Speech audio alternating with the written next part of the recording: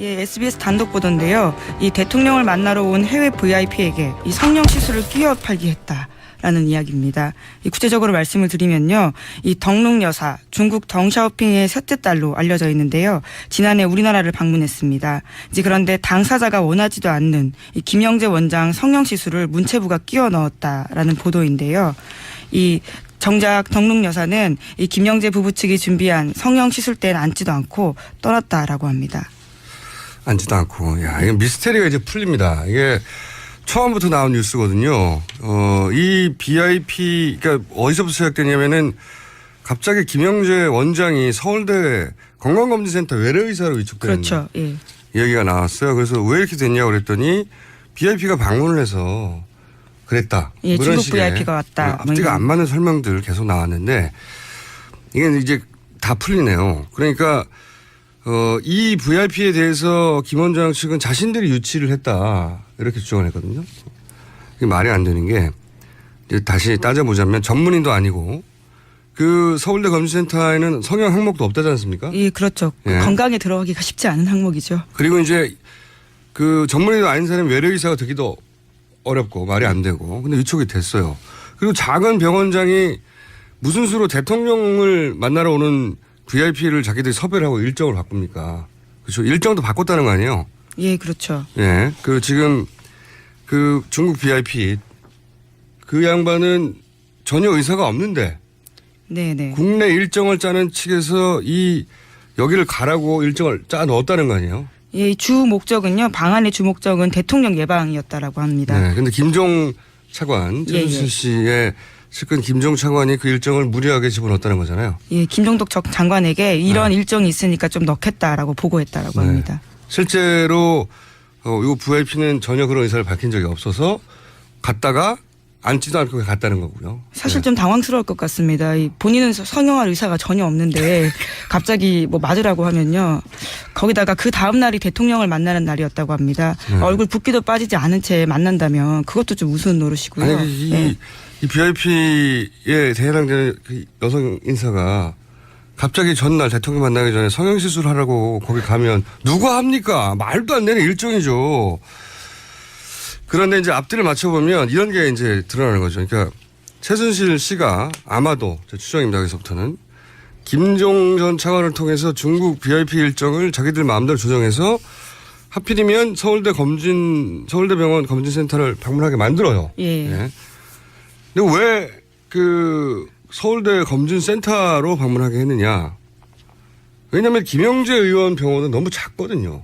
초라하고 중국 VIP가 가리기에. 그러니까 크고 그럴듯한 시설을 찾다가 서울대 병원장이 컨트롤할 수 있는 것을 정한 거죠. 그런 다음에 거기서 시술을 하자니까 외래의사의 신분이 필요한 거예요. 갑자기. 그래서 갑자기 위촉을 하죠. 그리고 이게 실패하고 나서는 다시 해촉을 해요. 예, 말도 안 되는 거죠. 이건 서울대 병원장을 이제 부를 때 따져야 될 부분이고 근데 왜 이렇게까지 무리수를 뒀느냐. 아니, 단순히 본인과 친하다고 이렇게 했느냐. 저는 아니라고 봅니다. 이 정도까지 됐으면 그 김영재 의원을 이제 초기 뉴스 중에 또 하나였는데 중동에 진출시키려 하다가 그게 뜻대로 안 되자. 예, 실패했죠. 예, 뜻대로 안 되자. 그 컨설팅을 한 업체를 세무조사를 하고 난리가 났었잖아요. 뭐 국정원 사찰까지 했다라는 주장도 나왔었죠. 네.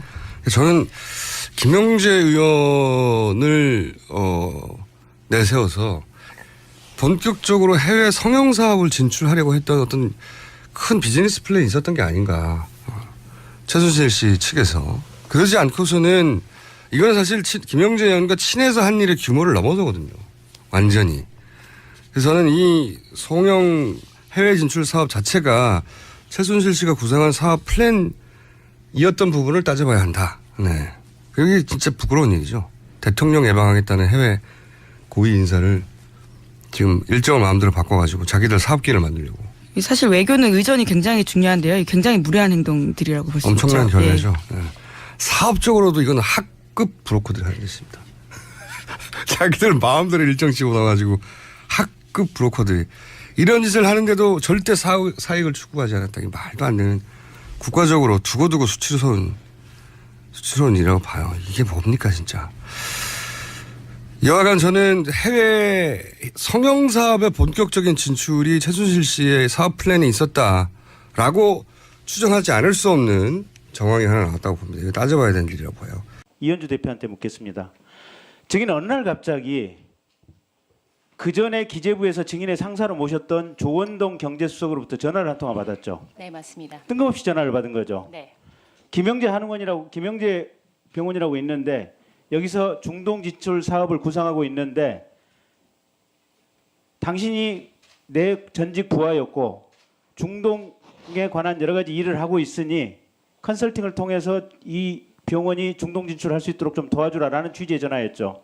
뭐 도와달라고까지보다는 한번 가보고 중동에서 이쪽 비즈니스에 관심을 보일지를 한번 검토해 달라는 얘기였습니다. 그래서 그 후에 어떻게 찾아가서 면담을 하고 무슨 내용의 얘기를 했습니까? 예, 제가 14년 2월 27일에 찾아갔고 그 청와대 조원동 수석 연락을 받고 왔다라고 인사를 했는데 김영재 의원 측은 조원동 수석을 잘 모르는 듯 했습니다.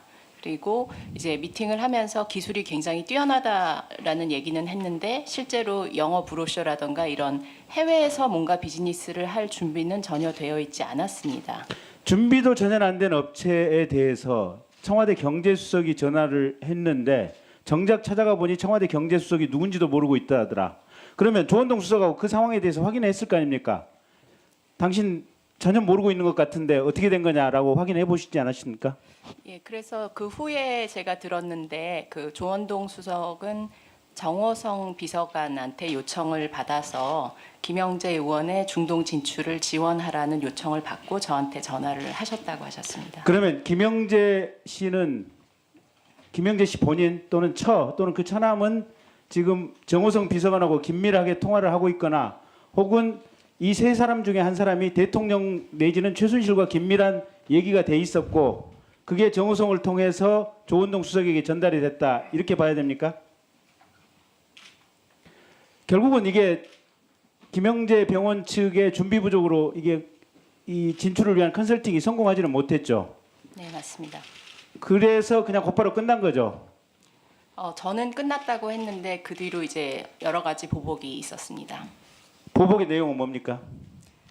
여기를 다녀온 건 14년 2월이었는데요. 14년 가을 9월 10월이 되니까 국정원에서 저를 사찰하고 있다는 얘기를 들었고 같은 시기에 조원동 수석도 국정원의 사찰을 받았다는 얘기를 들었습니다. 그 국정원 사찰과 관련해서 저희가 파악해 본 바는 국정원 직원이 지금 4명이 동시에 사찰을 했는데 한 명은 지금 기재부에 있는 증인의 동생인 서기관에게 통해서 했고 한 명의 또 다른 국정원 직원은 쿠웨이트 대사관에 상대로 해서 사찰을 했고 네. 또 한 명의 국정원 직원은 우리투자증권에 찾아와서 사찰을 했고 네, 그랬다는 거죠. 맞습니다. 그리고 조윤선 정무수석도 서울대 강남검진센터에 가서 증인 회사에 관련된 얘기를 했고 맞습니다. 그리고 증인 세무조사를 받았죠. 네, 그 안수석과 조수석의 모함이 있은 바로 뒤에 대대적인 세무조사가 나왔고 세무조사 기한이 한 4주 정도 있으면 끝날 시기 되니까 마감 30분 전에 국세청이 다시 뛰어와서 위에서 이 세무조사를 종료하지 말고 더 조사를 해야 된다라고 해서 결국에 4월에 시작한 세무조사가 10월까지 진행이 됐고 추징급은 0원이었습니다.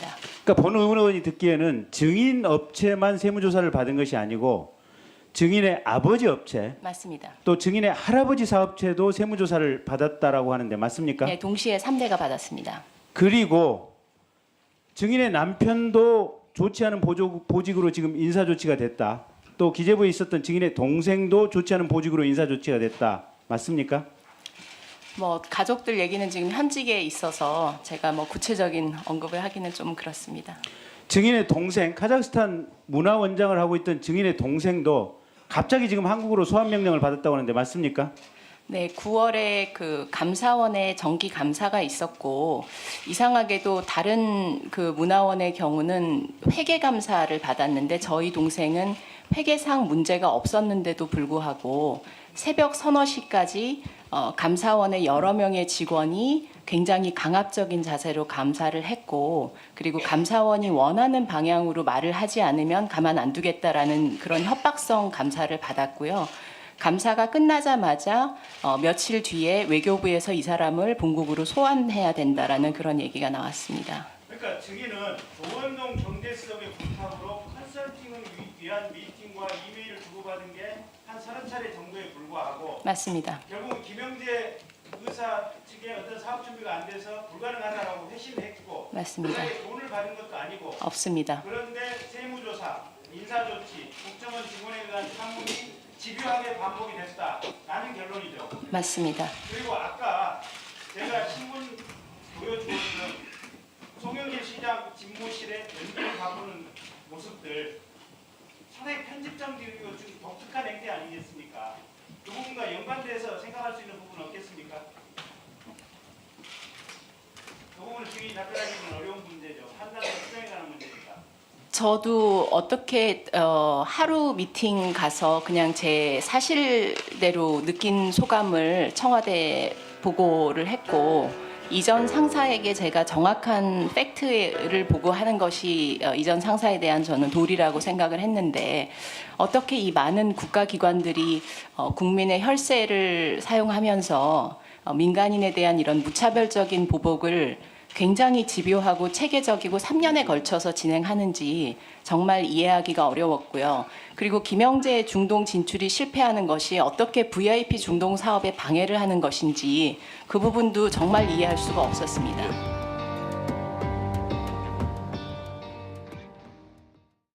예, SBS 단독 보도인데요. 이 대통령을 만나러 온 해외 VIP에게 이 성령 시술을 끼워 팔기 했다라는 이야기입니다. 이 구체적으로 말씀을 드리면요. 이 덩룽 여사, 중국 덩샤오핑의 셋째 딸로 알려져 있는데요. 지난해 우리나라를 방문했습니다. 이제 그런데 당사자가 원하지도 않는 이 김영재 원장 성령 시술을 문체부가 끼워 넣었다라는 보도인데요. 이 정작 덩룽 여사는 이 김영재 부부 측이 준비한 성령 시술대엔 앉지도 않고 떠났다라고 합니다. 앉지도 않고. 야, 이게 미스테리가 이제 풀립니다. 이게 처음부터 나온 뉴스거든요. 이 BIP, 그러니까 어디서부터 시작되냐면은 갑자기 김영재 원장이 서울대 건강검진센터 외래의사로 위촉되는 그렇죠. 예. 이야기가 나왔어요. 그래서 왜 이렇게 됐냐고 그랬더니 BIP가 방문을 해서 그랬다. 예, 그런 중국 식의 VIP가 왔다. 앞뒤가 안 맞는 설명들 계속 나왔는데, 이게 이제 측근 김종 차관이 그 일정을 무리하게 집어넣었다는 거잖아요. 예, 김종덕 장관에게 이런 일정이 있으니까 좀 넣겠다라고 보고했다라고 네. 합니다. 실제로 이 VIP는 전혀 그런 의사를 밝힌 적이 없어서 갔다가 앉지도 않고 갔다는 거고요. 사실 좀 당황스러울 것 같습니다. 본인은 성형할 의사가 전혀 없는데 갑자기 뭐 맞으라고 하면요. 거기다가 그 다음 날이 대통령을 만나는 날이었다고 합니다. 얼굴 붓기도 빠지지 않은 채 만난다면 그것도 좀 우스운 노릇이고요. 아니, 예. 이 BIP에 해당되는 그 여성 인사가 갑자기 전날 대통령 만나기 전에 성형시술 하라고 거기 가면 누가 합니까? 말도 안 되는 일정이죠. 그런데 이제 앞뒤를 맞춰보면 이런 게 이제 드러나는 거죠. 그러니까 최순실 씨가 아마도 제 추정입니다. 여기서부터는 김종 전 차관을 통해서 중국 VIP 일정을 자기들 마음대로 조정해서 하필이면 서울대 검진 그 컨설팅을 한 업체를 세무조사를 하고 난리가 났었잖아요. 뭐 국정원 사찰까지 했다라는 주장도 나왔었죠. 네. 예. 저는 김영재 의원을 내세워서 본격적으로 해외 성형 사업을 진출하려고 했던 어떤 큰 비즈니스 플랜이 있었던 게 아닌가. 최순실 씨 측에서. 그러지 않고서는 이건 사실 김영재 의원과 친해서 한 일의 규모를 넘어서거든요. 완전히. 그래서 저는 이 성형 해외 진출 사업 자체가 최순실 씨가 구상한 사업 플랜이었던 부분을 따져봐야 한다. 네. 그게 진짜 부끄러운 일이죠. 대통령 예방하겠다는 해외 고위 인사를 지금 일정을 마음대로 바꿔가지고 자기들 사업기를 만들려고. 사실 외교는 의전이 굉장히 중요한데요. 굉장히 무례한 행동들이라고 볼 수 있죠. 엄청난 결례죠. 예. 네. 사업적으로도 이건 학급 브로커. 서울대병원 검진센터를 방문하게 만들어요. 예. 네. 근데 왜 그 서울대 검진센터로 방문하게 했느냐. 왜냐하면 김영재 의원 병원은 너무 작거든요. 초라하고 중국 VIP가 가리기에. 그러니까 크고 그럴듯한 시설을 찾다가 서울대 병원장이 컨트롤할 수 있는 것을 정한 거죠. 그런 다음에 거기서 시술을 하자니까 외래의사의 신분이 필요한 거예요. 갑자기. 그래서 갑자기 위촉을 하죠. 그리고 이게 실패하고 나서는 다시 해촉을 해요. 예, 말도 안 되는 거죠. 이건 서울대 병원장을 이제 부를 때 따져야 될 부분이고, 근데 왜 이렇게까지 무리수를 뒀느냐. 아니, 단순히 본인과 친하다고 이렇게 했느냐. 저는 아니라고 봅니다. 이 정도까지 됐으면 그 김영재 의원을 이제 초기 뉴스 중에 또 하나였는데 중동에 진출시키려 하다가 그게 뜻대로 안 되자. 예, 실패했죠. 예, 뜻대로 안 되자.